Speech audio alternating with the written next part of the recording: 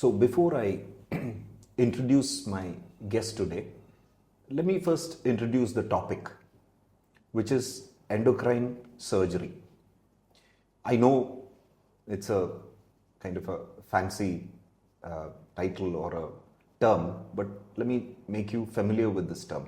So in medicine, for every super specialty, say for example, people are familiar with the heart.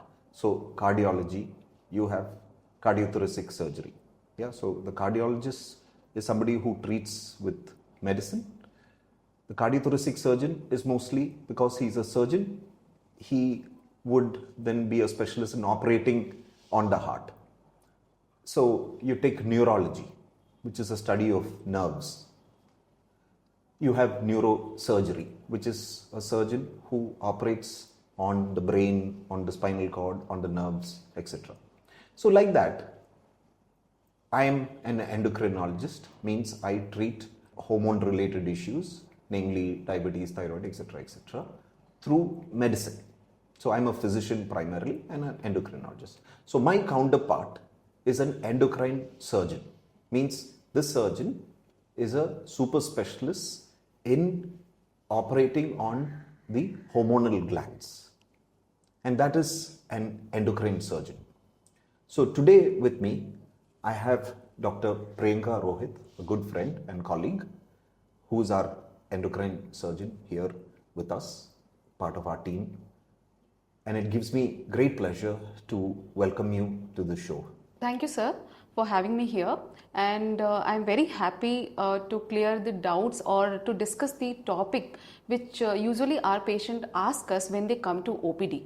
So I feel that it will help our viewers and patient very much. So Priyanka, first up, in your view, how do you define your role? Or in other words, who is an endocrine surgeon? Okay. So, sir, first we'll discuss about what is an endocrine surgery. So, endocrine surgery is a subspecialty of surgery which focuses on surgical treatment of endocrine gland, which includes thyroid, parathyroid gland, adrenal gland, and endocrine part of pancreas. So, endocrine surgeon is the one who is specialized and had training in surgical treatment of this organ. So that's what endocrine surgeon is. So just my audience, let me reiterate that, or let me paraphrase what you said. So an endocrine surgeon is somebody who specializes in the surgical treatment of mainly thyroid, right? So people know the thyroid gland. Yes. Then there are 4 tiny glands behind the thyroid gland called the parathyroid glands, yes, right? Then they regulate the calcium levels in our body.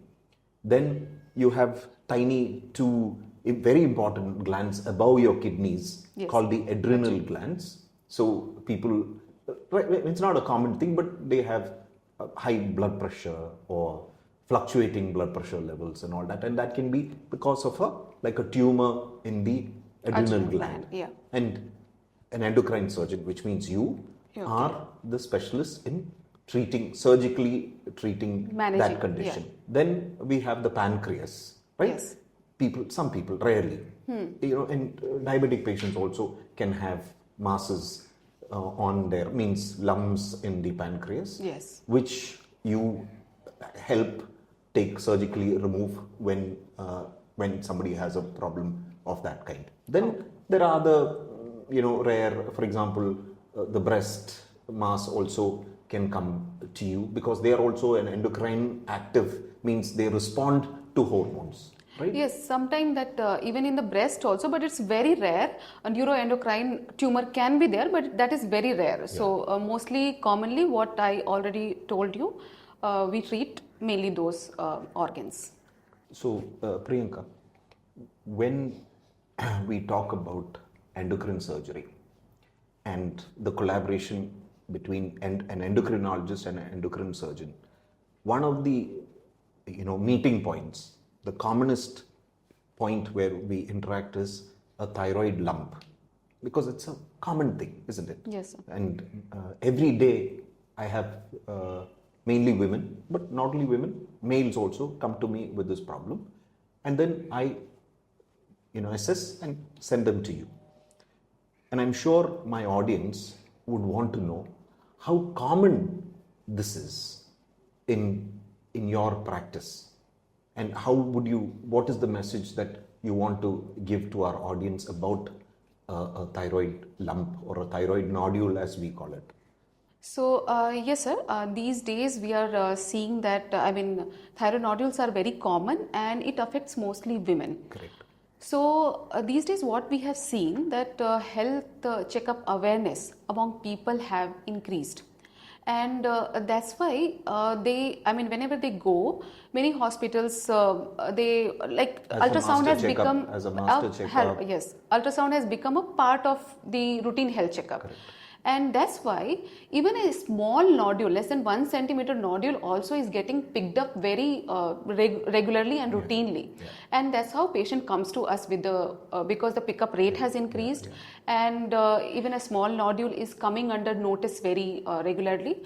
So actually, Priyanka, I was a part of a large study which looked at what percentage of people in our society have thyroid related problems, and in that, thyroid lumps. And we found something like 15 to 20% of people living in Ernakulam district have one form of thyroid disease or the other, the most common being a thyroid nodule or a thyroid lump.